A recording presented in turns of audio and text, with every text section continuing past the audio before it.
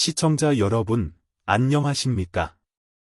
매일 아침 첫 햇살이 창문으로 스며들어 따스함과 생기를 가져다 줄 때 우리가 누리는 이 평화가 과연 견고한 것인지 생각해 보신 적 있으십니까?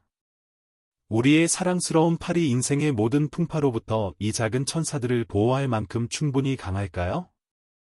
방금 학교 문을 통과시켜 주었거나 그저 익숙한 교실로 스스로 뛰어놀게 한 아침 햇살처럼 맑은 미소를 가진 순진한 아이가 저녁 늦게 안전하게 돌아올 것이라고 100% 확신할 수 있으신가요?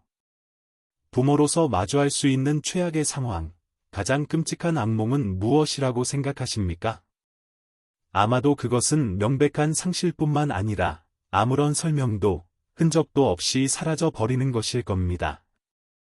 끝없는 공허함과 평생 마음을 갉아먹는 고통스러운 질문만을 남긴 채 말입니다. 내 아이는 어디로 갔을까?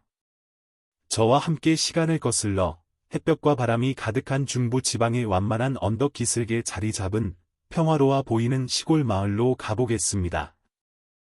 충청남도 금산군 진산면의 연꽃 마을.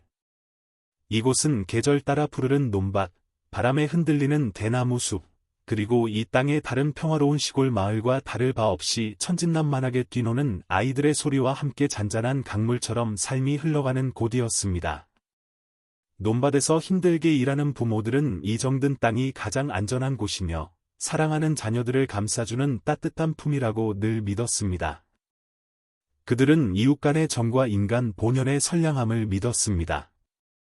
하지만 예고 없는 악몽처럼 그 평온함은 금이 가기 시작하더니 산산조각 나 버렸습니다. 아직 채 피어나지도 못한 꽃봉오리 같은 아이들이 하나둘씩 조용히 사라졌습니다.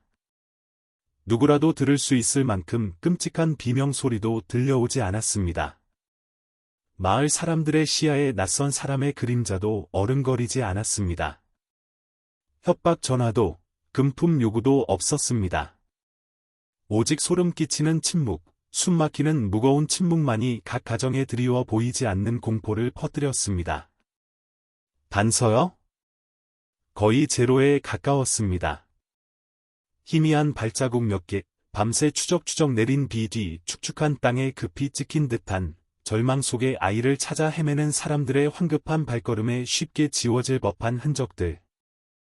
낡고 해진 천 가방, 거의 끊어질 듯한 어깨끈.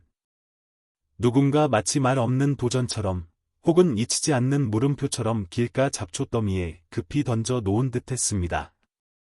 첫 번째 아이는 7살 아름이, 크고 동그란 눈에 부드러운 머릿결을 가진 소녀였습니다.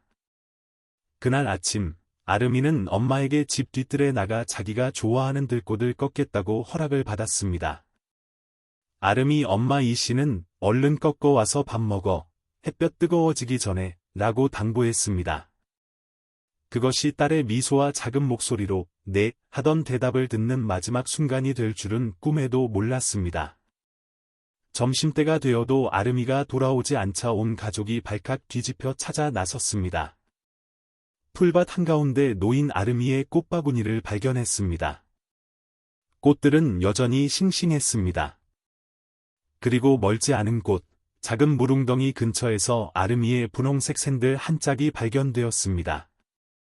단 한 짝, 나머지 한 짝과 아름이는 허공 속으로 사라져 버렸습니다. 사람들은 억지스러운 해명으로 두려움을 떨쳐내려 했습니다.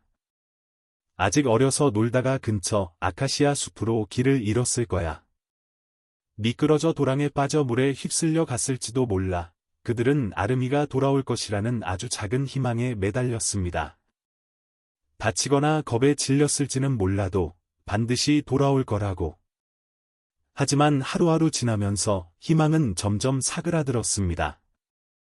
그리고 두 번째 아이, 9살 철수, 빠르고 똑똑한 소년이었습니다. 철수는 학교에서 집으로 오는 길, 수백 번도 더 다녔던 그 길에서 실종되었습니다. 철수와 함께 가던 친구 하나가 겁에 질려 떨리는 목소리로 겨우 말했습니다. 그때 낯선 아저씨가, 모자 쓰고 마스크로 얼굴을 다 가린 아저씨가 마을 입구 느티나무 아래 서 있었어요. 아저씨가 철수를 부르더니 사탕 준다고 했어요. 철수가 아저씨한테 가는 걸 봤어요. 저는 먼저 좀 갔는데 철수가 사탕 받고 금방 따라올 줄 알았어요. 근데 아무리 기다려도 철수가 안 왔어요. 달콤하고 치명적인 미끼 사탕. 세 번째 아이, 6살 보람이, 귀여운 양 갈래머리를 한 여자아이가 엄마를 기다리던 유치원 정문 바로 앞에서 대낮에 사라졌을 때 연꽃 마을 사람 누구도 더는 스스로를 속일 수 없었습니다. 이것은 우연이 아니다. 이것은 사고가 아니다. 이것은 범죄다. 어둠 속에 숨어있는 누군가, 혹은 어떤 세력에 의해 냉혹하고 잔인하게 계획되고 실행된 범죄. 누군가 그들을 관찰하고 그들과 그들 자녀의 모든 행동과 습관을 감시하고 있었다. 누군가 아이들이 학교 가는 익숙한 길, 함께 모여 놀던 구석진 곳들을 표시한 죽음의 지도를 그려놓았다. 그 계획의 잔인함은 순박한 농부들의 상상을 훨씬 뛰어넘었습니다. 아이를 잃은 부모들조차도 그 악몽이 자신들이 태어나고 자랐으며 절대적으로 안전하다고 믿었던 바로 이 마을에서 현실이 되고 있다는 것을 믿을 수 없었습니다. 보이지 않는 포식 시스템, 소름 끼치는 정적 속에서 모든 사람의 눈앞에서 작동하고 있던 무형의 범죄 기계. 일시적인 광기에 사로잡힌 단독 범행도 아니었고, 사소한 실수나 통제 불능의 충동적인 순간도 아니었으며, 운명의 우연한 장난도 아니었습니다. 일상생활에서 사람들이 간과했을 법한 사소한 징후들, 무해해 보였던 세부 사항들. 평소보다 길게 이어진 낯선 시선, 학교 시간 학교 주변을 어슬렁거리던 번호판 없는 오토바이, 낯선 사람의 과자나 사탕 권유. 이 모든 것들이 사실은 서로 긴밀하게 연결된 중요한 고리였고, 체계적이고 냉혹하며 잔인하게 계획되고 실행된 연쇄 범죄를 형성하고 있었습니다. 그렇다면 뼈아픈 질문은 이것입니다. 이 범죄의 검은 장막이 조금이라도 걷히기 전에 얼마나 많은 아이들의 미소가 짓밟혔을까? 얼마나 많은 어린 생명들이 미래를 빼앗겼을까? 그리고 진정 최악은 무엇일까? 아마도 우리가 범죄를 발견하고 경악하는 순간이 아니라 우리가 그것과 함께 살았고 같은 공기를 마셨으며 어쩌면 수년 동안 전혀 알지 못한 채 아무런 방비도 없이 지냈다는 것을 쓰라리게 깨닫는 순간일 것입니다. 그 두려움, 그 극도의 무력감은 범죄 그 자체보다 더 끔찍하고 더 뇌리에 남습니다. 연꽃마을은 가시적인 공포에 휩싸였습니다. 평소 떠들썩하던 웃음소리는 뚝 그쳤고 대신 속삭이는 대화와 서로를 의심하는 눈초리만이 남았습니다. 어른들의 얼굴은 늘 팽팽한 활시위처럼 긴장되어 있었고 깊은 시름에 잠겨 있었습니다. 그들은 묵묵히 자기 일을 했지만 마음은 한시도 편치 않았습니다. 천방지축 뛰어놀던 어린 천사들은 이제 어른이 바싹 붙어 있지 않으면 대문 밖으로 한 발짝도 나가지 못하게 되었습니다. 해가 마을 어기대나무 숲 너머로 채 지기도 전에 집집마다 문을 걸어 잠갔습니다. 마을의 낡은 확성기에서는 긴급 방송이 반복적으로 잊히지 않을 만큼 계속 흘러나왔습니다. 학부모님들께서는 자녀를 절대 혼자 학교에 보내지 마시고 아이들이 마음대로 집을 멀리 떠나 놀러 가거나 인적이 드문 곳에서 나무를 캐거나 물고기를 잡지 못하게 하며 어른 없이 산이나 숲, 연못, 강가에 가는 것을 엄금합니다. 하지만 금지할수록 사람들은 더욱 두려워했습니다. 무엇과 마주하고 있는지 알 수 없었기 때문입니다. 보이지 않는 공포는 항상 가장 끔찍한 공포입니다.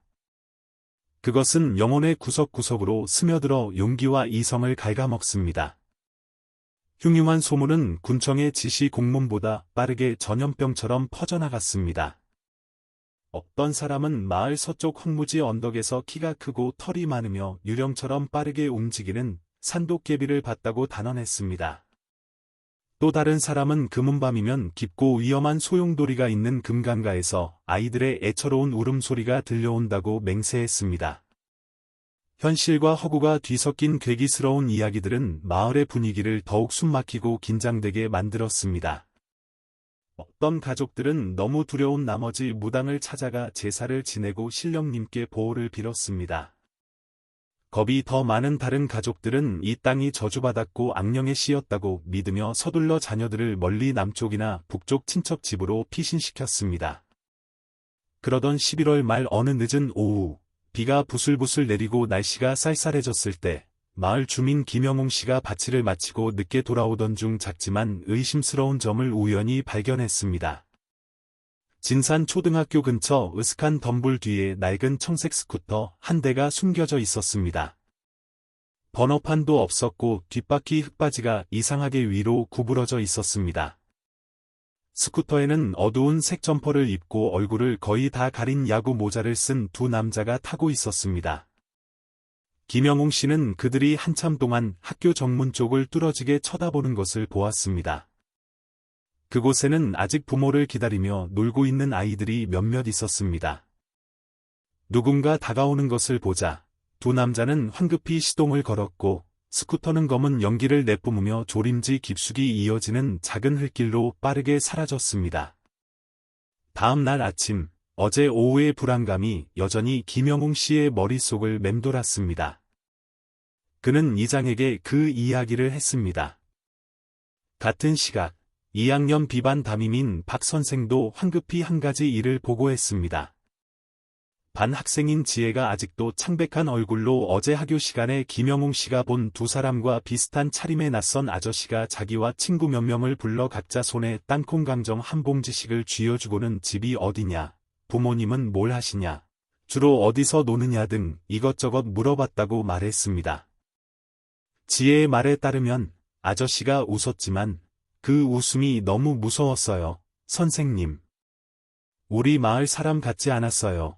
다행히 바로 그때 아이들을 데리러 온 학부모 한 무리가 이상한 낌새를 채고 큰 소리로 불렀고 낯선 남자는 슬그머니 자리를 떠났다고 합니다. 이쯤 되자 아무도 이것이 우연이라거나 단순한 악의적인 장난이라고 생각할 엄두를 내지 못했습니다. 아무도 황당무계한 괴담을 믿지 않았습니다. 그들은 적나라하고 끔찍한 진실과 마주해야 했습니다. 한 명이 아니라 여러 명의 범인들이 의도적으로 그들의 자녀들을 노리고 있다는 사실을. 하지만 그들은 누구일까요? 어디서 왔으며 이 순진무구한 아이들을 노리는 목적은 무엇일까요? 아무도 그 질문에 답할 수 없었습니다. 다만 무거운 오후가 흘러갈수록 가족 식탁에서는 웃음소리가 사라지고 숨막히는 침묵과 가슴 아픈 한숨만이 남았습니다. 내일 아침 등교 시간, 선생님들은 수업 시작 전에 가슴 아픈 일을 해야 했습니다. 학생 수를 다시 점검하는 것, 모든 아이들이 출석했기를 마음속으로 간절히 빌면서. 하지만 오늘은 그 명단에서 또 다른 이름 하나가 빠질지도 모른다는 두려움이 항상 도사리고 있었습니다. 이제 두려움은 단순히 아이들이 실종되는 것에만 있는 것이 아니었습니다. 두려움은 무력한 기다림 그 자체에 있었습니다. 만약 계속 기다리기만 한다면, 없던 단호한 조치나 강력한 개입이 없다면, 더 많은 아이들이 집으로 돌아올 기회를 영영 잃어버리고, 다시는 엄마 품에 안기지 못할 수도 있었기 때문입니다. 금산에서의 연쇄 아동 실종 사건 소식은 마침내 충남지방경찰청 지도부의 귀에까지 들어갔습니다. 사안의 특별한 심각성 때문에 즉시 특별수사본부가 꾸려졌습니다. 40대 중반의 다부진 체격, 날카롭고 강인한 눈매를 가진 강력계장 박진우 경정이 직접 지휘를 맡게 되었습니다. 그는 과거 여러 힘든 사건을 해결한 경험이 있었습니다. 임무를 받을 때 그는 별말 없이 사소한 것이라도 관련된 모든 서류와 자료를 제공해 달라고만 요청했습니다. 그는 금산경찰서 사무실에서 이틀 밤낮을 꼬박 세우며 서류를 한 장 한 장 넘기고 현장 사진을 면밀히 검토했습니다. 사진들은 별다른 단서를 제공하지 못했지만 말입니다. 그는 증인들, 특히 낯선 사람의 접근에서 운 좋게 벗어난 아이들의 진술을 읽고 또 읽었습니다. 그의 얼굴은 점점 더 심각해졌고 이마의 주름은 더욱 깊어지는 듯했습니다. 그리고 그의 시선은 한 이름에 오랫동안 머물렀습니다. 지방범죄 기록에 전혀 낯설지 않은 이름, 김상철. 왼쪽 눈썹을 가로지르는 긴 흉터 때문에 칼자국 김씨로 불렸습니다. 1978년생, 본적은 경기도 양평이지만 금산에서 한동안 떠돌이 생활을 한 적이 있었습니다. 칼자국 김씨의 과거는 절도, 공공질서 문란 등 어두운 흔적으로 가득했습니다. 특히 그는 2015년에 아동 성추행 혐의로 5년형을 선고받았고 2023년 초에 막 출소한 상태였습니다. 김상철은 일정한 직업도, 처자식도, 명확한 주민등록 주소도 없었습니다. 그의 삶은 떠돌이 생활과 막노동, 하루 벌어 하루 사는 날들의 연속이었습니다. 하지만 칼자국 김씨의 옛 기록에는 박경정의 미간을 찌푸리게 하는 특별한 내용이 있었습니다. 그것은 수년 전 성추행 혐의로 체포되었을 때 그가 수사관에게 태연하게 했던 말이었습니다. 어른들이랑 얘기하는 거 안 좋아해요. 복잡하잖아요. 애들이랑 노는 게 좋아요. 귀엽고, 다가가기 쉽고, 무슨 말이든 다 믿으니까. 그 말은 이제 박경정의 머릿속에서 소름 끼치는 경고음처럼 울려 퍼졌습니다. 정보망에 따르면 출소 후 7개월 뒤 김상철은 금산으로 돌아와 연꽃마을 근처 민간인 거주지와 상당히 떨어진 유칼립투스 조림지 내에 임시 움막을 짓고 살고 있다는 것이 확인되었습니다. 이 움막은 좁고 구불구불한 오솔길 하나만이 이어져 있어 사람들의 왕래가 거의 없었습니다. 그는 그 지역 주민들의 자비를 해주며 하루하루를 살았습니다. 나무 베기, 풀베기부터 미장 보조까지 닥치는 대로 일했습니다.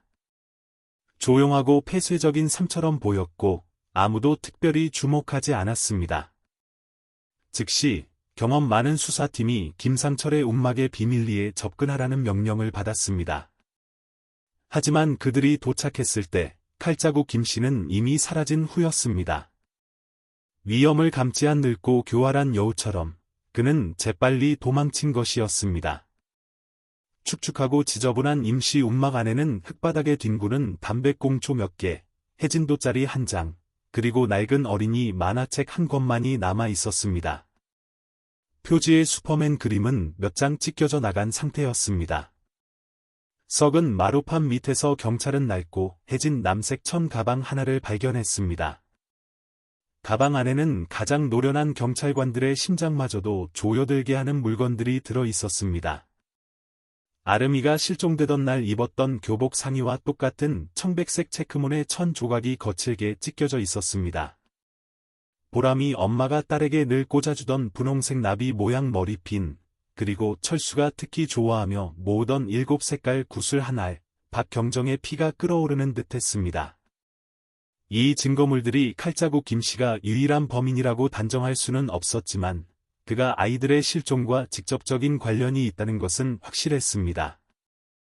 바로 그날 밤 수사팀이 여전히 김상철의 움막에서 꼼꼼하게 단서를 수집하고 있을 때 연꽃마을에서 멀지 않은 큰 저수지인 용담어에서 그물 치던 어민 한 명이 극도로 겁에 질린 상태로 면사무소 긴급 전화로 연락해 왔습니다. 그는 새벽녘에 그물을 끌어올렸을 때 아주 무거운 삼배 포대 하나를 건져 올렸다고 버둥거리며 보고했습니다. 궁금해서 열어보니 안에는 물고기가 아니라 옷이 다 해진 낡은 인형이 들어 있었습니다. 그 옆에는 물에 흠뻑 젖고 진흙투성이인 어린이 옷 한 벌이 있었습니다. 그리고 가장 끔찍한 것은 옷 사이에 끼워져 있던 너덜너덜해지고 물에 번졌지만 여전히 알아볼 수 있는 아이의 서투르고 미숙한 연필 글씨로 쓰인 쪽지였습니다. 엄마, 추워요. 무서워요. 살려주세요. 박경정은 즉시 현장 봉쇄를 명령하고 법의학팀을 보내 검체를 수집하도록 했습니다. 그는 호수 바닥에서 건져 올린 증거물들을 말없이 바라보았고 그의 눈에는 비통함과 분노가 서려 있었습니다. 이것은 명백한 도전 행위, 범인들의 조롱이었습니다. 칼자국 김씨의 움막 현장에서 수사관들이 발견한 또 다른 중요한 단서는 움막 주변 축축한 흙바닥에 두 종류의 서로 다른 발자국이 있다는 것이었습니다. 하나는 큰 사이즈의 고무신 발자국으로 김상철의 것일 가능성이 높았지만 그 옆에는 약간 더 작고 바닥이 다른 운동화를 신은 또 다른 종류의 발자국이 있었습니다. 그리고 이 두 종류의 발자국 모두 깊은 숲 가장자리 쪽으로 향하다가 사라졌습니다. 이것은 박경정의 가설을 더욱 뒷받침했습니다. 칼자국 김씨는 혼자 행동하지 않았고 공범이 있었습니다. 용담호 현장 감식과 김상철 추적이 매우 긴박하게 진행되던 다음날 오후, 뜻밖이지만 희망적인 소식이 특별수사본부에 전해졌습니다. 10살가량의 남자아이가 연꽃마을에서 꽤 멀리 떨어진 진산면과 인접한 추부면의 한 주유소 근처에서 극도로 탈진하고 공황 상태에 빠진 채 배회하는 것을 주민들이 발견했습니다. 아이는 온몸이 진흙투성이었고 옷은 너덜너덜했으며 손발은 긁히고 몸에는 여러 군데 멍이 들어 있었습니다. 아이는 거의 의사소통 능력을 상실했고 자기 이름도 집이 어디인지도 기억하지 못했으며 단지 의미를 알 수 없는 몇 마디 말만 중얼거렸습니다.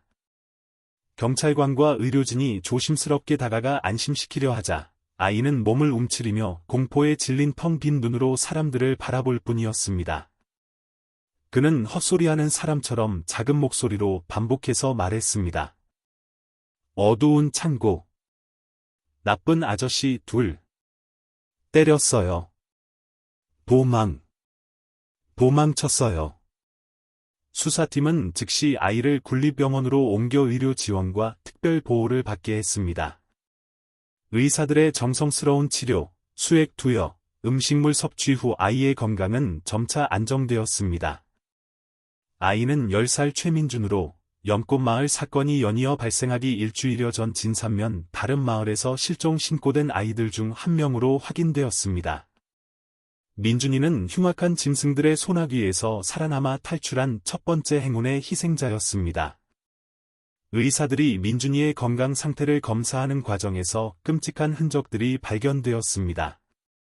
손목과 발목에는 오랫동안 밧줄로 묶여 있었던 깊고 검붉은 자국이 남아 있었습니다. 등에는 최근에 생긴 채찍 자국이 가득했고, 특히 왼쪽 팔뚝에는 담뱃불로 지진 듯한 작고 둥근 화상 자국이 있었습니다. 여전히 극심한 공황 상태였고 기억력도 심하게 손상되었지만 민준이의 단편적이고 끊어지는 이야기와 심리 전문가의 도움으로 그가 힘겹게 그려낸 서툰 그림들을 통해 수사본부는 매우 귀중한 정보를 얻을 수 있었습니다. 민준이는 어둡고 축축하며 곰팡이 냄새와 역한 기름 냄새가 나는 낡은 창고에 갇혀 있었다고 말했습니다. 그곳에는 2명의 남자가 번갈아 가며 그를 감시했습니다. 한 명은 키가 크고 눈썹에 흉터가 있었으며 담배를 자주 피우고 욕을 잘했는데 이는 김상철의 특징과 일치했습니다. 다른 한 명은 키가 더 작고 뚱뚱했으며 어눌한 말투를 썼지만 때릴 때는 더 잔인했다고 합니다. 민준이는 두 감시자가 술을 마시고 깊이 잠든 틈을 타 그들이 임시로 묶어둔 천밧줄을 이로 끊고 창고 벽에 썩은 나무 판자를 뜯어낸 뒤 밖으로 빠져나와 숲으로 정신없이 도망쳤습니다. 그는 기진맥진할 때까지 계속 달렸고 마침내 주민들에게 발견되었습니다. 민준이가 발견된 지 불과 몇 시간 후 또 다른 소식이 온 지역을 뒤흔들었습니다. 민준이가 발견된 곳에서 멀지 않은 성대리 야산에서 밭일하러 가던 주민들이 덤불 속에 버려진 짙은 청색의 큰 여행 가방 하나를 발견했습니다. 가방 안에는 사람들이 우려했던 시신은 없었지만 그 안에 담긴 것들은 사람들을 몇 배나 더 소름 돋게 만들었습니다. 포장용으로 쓰이는 넓은 폭의 접착 테이프 한 뭉치, 짧게 자른 밧줄 몇 가닥, 검은 천으로 된 입마개, 날카로운 칼 한 자루, 낡은 디지털 카메라, 그리고 가장 끔찍한 것은 갈색 표지의 작은 수첩이었습니다. 안에는 아이들의 이름, 나이, 주소, 생활 습관과 함께 피부 하얗고, 머리 길고, 순하고, 유인하기 쉬움, 혼자 다님 등 병적인 메모들이 빼곡히 적혀 있었습니다. 그 수첩에는 아름이, 철수, 보람이, 그리고 민준이의 이름도 있었습니다. 박경정은 수첩을 손에 들고 분노로 손을 떨었습니다. 이것은 더 이상 단순한 아동 납치 사건이 아니었습니다. 이것은 단순한 감금을 넘어선 목적으로 전문적이고 잔인하게 활동하는 조직적인 범죄였습니다. 어쩌면 성적 학대나 심지어 아동 인신매매와 같은 더 끔찍한 범죄와도 관련이 있을 가능성이 높았습니다. 민준이의 진술과 수집된 증거들을 바탕으로 두 번째 공범의 윤곽이 점차 드러났습니다. 그는 최만식, 별명 뚱보 최씨, 1980년생, 전남 지역 출신으로 강도 및 상해 전과가 있었습니다. 출소한 지 1년여밖에 되지 않았고 여러 의심스러운 정황으로 인해 지역 경찰의 감시 대상이었습니다.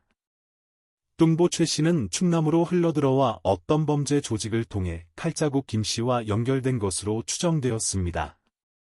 김상철과 최만식에 대한 특별수배령이 전국에 내려졌습니다.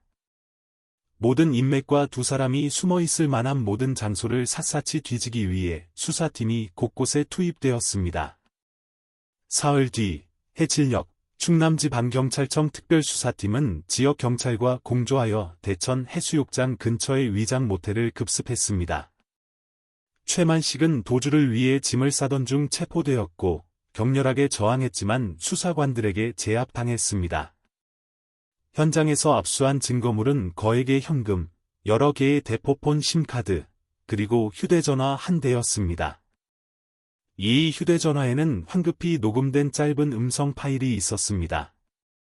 음성 파일이 재생되자 떨리고 겁에 질린 아이의 목소리가 흘러나왔습니다. 아저씨, 용서해주세요. 엄마한테 가고 싶어요.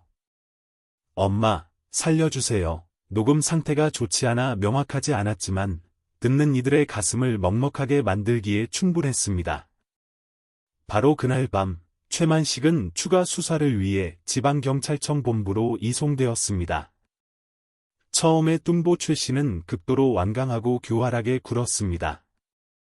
한사코 억울함을 호소하며 아무것도 인정하려 들지 않았습니다.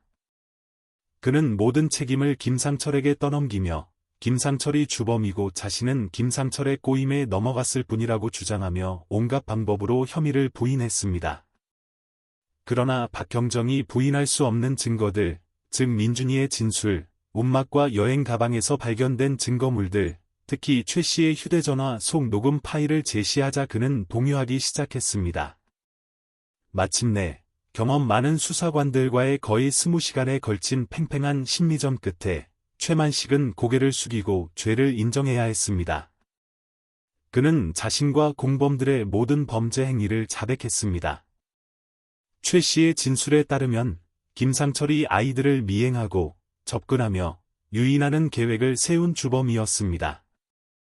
그리고 최 씨는 김상철을 도와 피해자들을 납치, 제압하고 비밀 집결지로 이송하는 역할을 맡았습니다. 그리고 그때 어둠 속에 깊이 숨겨진 새로운 이름, 미스터리한 인물이 뚱보 최 씨의 떨리는 입에서 처음으로 언급되었습니다. 최 씨는 자신과 칼자국 김씨 모두 다른 남자의 지시에 따라 움직이는 하수인에 불과하다고 진술했습니다. 그들은 한 번도 실물을 본 적도 실제 신원도 알지 못하는 자였습니다. 그들은 그를 단 하나의 이름, 강력하고 비밀스러운 별명으로만 불렀습니다. 박 사장. 최 씨의 진술에 따르면 박 사장이 아이들을 주문한 자였습니다. 그가 이 모든 범죄 조직의 우두머리이자 두뇌였습니다.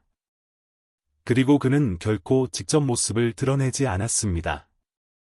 모든 연락과 지시는 중간책을 통하거나 사전에 약속된 암호로 된 메시지를 통해 이루어졌습니다. 박 사장은 충남에 없었고 서울이나 북부 어느 지방에 있을 가능성이 있었습니다. 매번 배달이 성공하면 최 씨와 김상철은 비실명 계좌로 거액의 돈을 받거나 미리 약속된 장소에 놓인 돈을 챙겼습니다. 박경정과 그의 동료들은 전쟁이 아직 끝나지 않았음을 알았습니다. 며칠 뒤 칼자국 김씨도 인접한 전라북도 산간 지역에 버려진 오두막에서 숨어 지내다 체포되었지만 그와 뚱보 최 씨를 체포한 것은 단지 범죄라는 문어의 다리 2개를 자른 것에 불과했습니다. 그 머리, 박 사장은 여전히 어딘가에 숨어 다른 치명적인 덫을 놓고 있을지도 몰랐습니다. 최 씨의 진술에서 얻은 얼마 안 되는 단서와 정교한 수사 기법을 결합하여 수사본부는 박 사장으로 의심되는 용의자의 범위를 좁혔습니다. 그는 이강혁, 1962년생, 본적은 경기도 남양주이지만 오랫동안 서울에서 생활하고 일했습니다. 이강혁의 과거 또한 깨끗하지 않았습니다. 그는 한때 특별한 환경의 아동들을 위한 사립사회복지시설의 관리인이었습니다. 그러나 2018년 이강혁은 아동학대, 노동력 착취 및 부적절한 행위와 관련된 일련의 고발 이후 해고되었고 시설도 폐쇄되었습니다. 하지만 직접적인 증거 부족과 교묘한 은폐로 인해 당시 이강혁은 형사 책임을 지지 않았습니다. 그 이후로 그는 거의 여론의 관심에서 사라져 은둔 생활을 해왔습니다. 경찰청 형사국의 최정예 수사관과 정보원으로 구성된 특별수사팀이 서울지방경찰청과 공조하여 이 잔혹한 주범의 가면을 벗기기 위해 비밀리에 출동했습니다. 며칠 밤낮의 추적과 잠복 끝에 마침내 12월 초 어느 아침, 이강혁은 서울 외곽에 버려진 별장에서 체포되었습니다. 이강혁의 거주지를 긴급 수색한 경찰은 여러 지방의 수십 명의 아동 개인 정보가 상세히 기록된 수첩, 추적 및 몰래카메라 촬영 장비, 그리고 거액의 현금을 포함한 다수의 중요한 자료와 증거물을 발견하고 압수했습니다. 특히 매우 정교하게 위장된 지하 비밀 공간에서 수사관들은 아동과 관련된 음란한 내용의 사진과 동영상 클립, 그리고 여러 지역이 다양한 기호로 표시된 대한민국 지도를 찾아냈습니다. 표시는 주로 북부산간 지역과 중부 지방에 집중되어 있었습니다. 이강혁, 김상철, 최만식은 이후 법의 심판대에 섰습니다. 그들이 저지른 천인공노할 범죄에 대해 3명 모두 인간성을 상실한 행위에 상응하는 가장 엄중한 판결을 받았습니다. 이강혁과 김상철에게는 사형, 최만식에게는 무기징역이 선고되었습니다. 정의는 실현되었지만 상실감은 어떤 판결로도 보상할 수 없었습니다. 피해 아동 가족들의 고통은 영원히 아물지 않을 것입니다. 민준이처럼 운 좋게 살아남은 아이들은 사랑과 보살핌을 받겠지만 그들 마음속의 상처는 아마도 완전히 치유되지 않을 것입니다. 그리고 이 가슴 아픈 이야기는 다시 한번 우리 모두에게 깊은 경종을 울립니다. 범죄는 가장 평화로워 보이는 곳을 포함하여 어디에나 숨어 있을 수 있다는 것을. 경계심, 관심, 그리고 자기보호 기술은 모든 아이에게 필수적인 준비물이며 모든 부모와 지역 사회 전체가 회피할 수 없는 책임이라는 것을. 우리는 시간을 되돌려 일어난 일을 바꿀 수는 없지만 유사한 비극이 재발하는 것을 막기 위해 할 수 있는 모든 것을 해야 합니다. 절대로 안일하게 생각하거나 소홀히 해서는 안 됩니다. 자녀들의 말에 더 귀 기울이십시오. 위험을 인지하고 필요할 때 도움을 요청하는 방법을 가르치십시오. 그리고 무엇보다 중요한 것은 모든 아이가 사랑과 보호 속에서 성장하고 어떤 아이의 미소도 범죄의 손에 의해 꺼지지 않는 안전한 사회를 함께 만들어 나가는 것입니다. 그런 일은 멀리서나 일어나지, 우리 동네에서는 안 일어나, 라고 절대 말하지 마십시오. 우리가 경계를 늦추는 바로 그 순간, 어떤 악당, 어떤 박 사장이 여전히 어딘가에 숨어 기회를 엿보고 있을지도 모르기 때문입니다. 너무 늦기 전에 우리 아이들을 보호합시다. 이 이야기가 마음에 드셨나요? 여러분의 생각을 댓글로 남겨주세요. 여러분의 의견이 정말 듣고 싶어요. 좋아요와 구독, 알림 설정도 잊지 마세요.